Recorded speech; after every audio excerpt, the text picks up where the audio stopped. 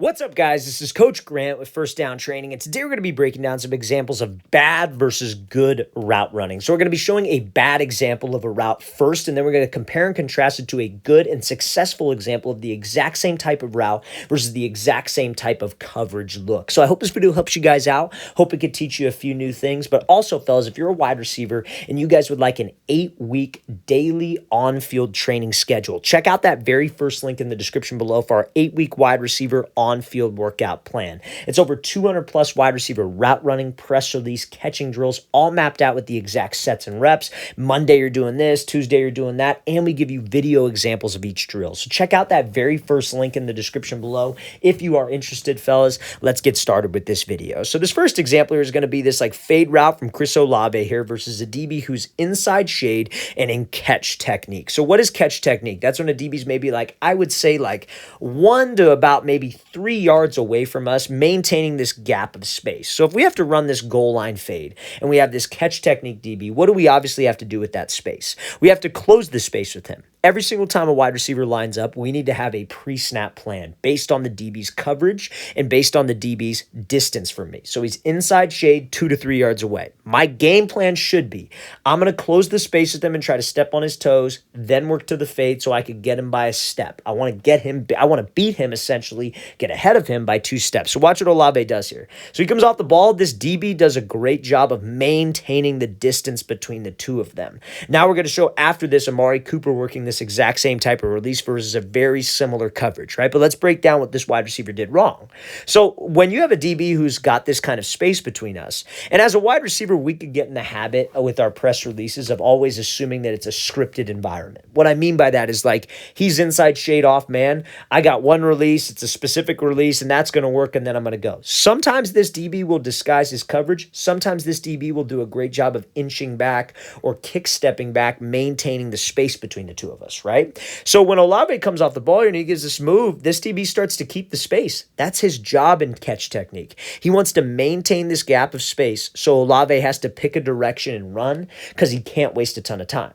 So like, let's say he's got to run this fade. Like he eventually has to get up into the fade route because if the quarterback's getting pressure, especially in a red zone situation, he's got to get the ball out of his hands. So if this DB maintains the gap and Olave just tries to run, he could cut him off to the spot. So when you have a DB start to play this kind of like patient inch back look, keeping this space, guys, we can't just make our move and then just I don't want to say give up on it, but like essentially give up on the release in a way. Like if he inches back and he's keeping this space, guys, we got to close the space. We got to change up the tempo of my release. It can't just be, okay, I'm going to hesitate, give him a move and then go. It's got to be, I'm going to hesitate. Okay, I'm gathering info on him. Every time you're against a press coverage DB, you are trying to work your plan, but you're also gathering info at the same time. So he's maintaining this space. We got to keep closing the space. We got to go faster. Let's go get into his toes. I don't want to waste a ton of time and be slow because that's going to screw up timing with the quarterback. But I can't just try to run around him because this is exactly what the result's going to be. We have to eat up that space. If that DB wants to try to keep that space an inch back, then I got to make sure that I change up the tempo of my release and go close that distance. So now this is a good example of how to do it, right? So this DB is obviously in that catch technique look, right? I would say this DB is more like in a head up press rather than inside shade. So what Cooper does here is a perfect example of gathering info and then reacting on the fly. I think all great wide receivers are able to have a plan off the line of scrimmage, which comes down to football IQ, but they're able to react on the fly. So let's watch what he does here. So this DB starts to inch back. See how Cooper changes up the release. Cooper didn't come up to the line of scrimmage and go, okay, let's count his steps here, right? He didn't come to the line and say, all right, I'm going to go 1, 2, 3, 4, 5, 6, 7, 8. I'm going to take an 8-step release. That's absolutely ridiculous, guys. No way that's what he thought. His game plan off the line was most likely, I'm going to go attack this guy. I'm going to close the distance. But as I'm closing the distance, I'm going to react to him.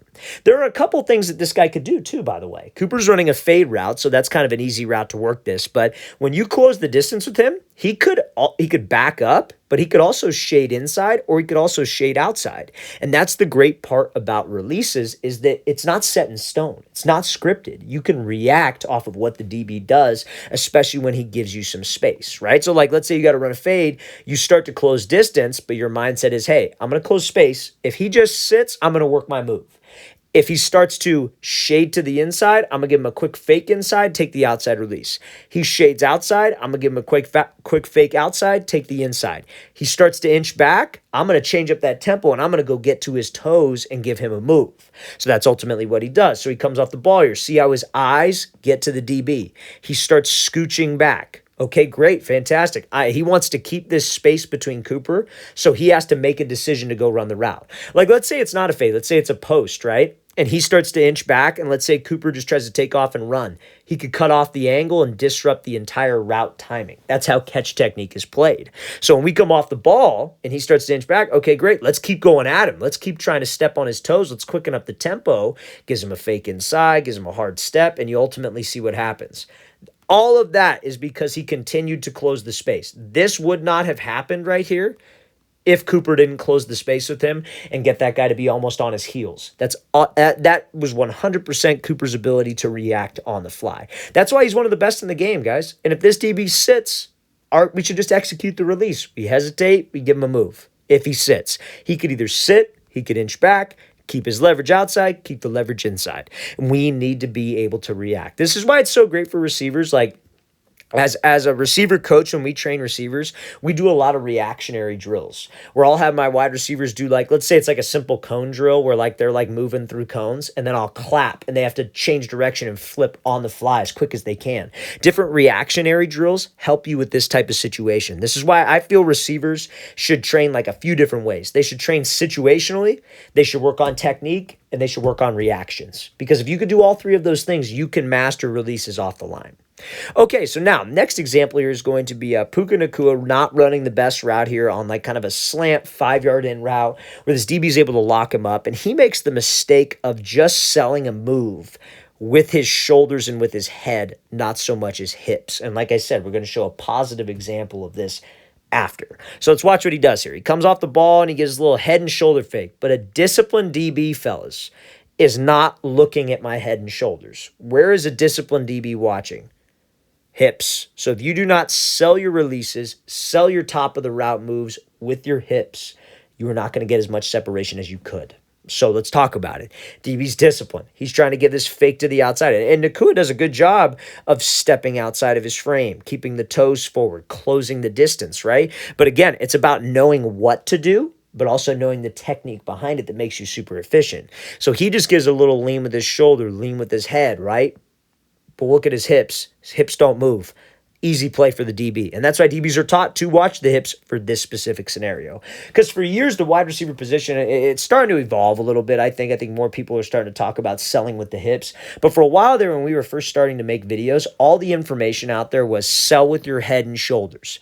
Give a head and shoulder fake. Give a head and shoulder fake. And I was one of the only guys that was saying sell with your hips. Because a DB ain't looking at your shoulders. He ain't looking at your eyes. He's not supposed to, at least. So why would that get him? And guys would take it so literal, and they would do like these really crazy, like elaborate movement. Guys, DB's not looking there. You have to sell with your hips. So let's watch this full speed, and then we'll break it down on this next example, the correct example, and showcase the difference, right? So same deal, disciplined DB, got some space with him, but watch how much this wide receiver sells this move with his actual hips. Comes off the ball, hips are actually going to the outside. If you want a DB to move, you got to move your hips, because a disciplined press coverage DB, that is all he's watching. So you see how this receiver, he does a little kick step move, does this jab to the outside, very similar. And look, it's a very similar step to the last example from Nacua. He keeps his toes forward, he's stepping outside of his frame, but the only difference is his hips are turned in this direction. His shoulders are turned, not just a little lean with his shoulders and a little lean with his head. You could still move your shoulders and your head, but those hips got to commit.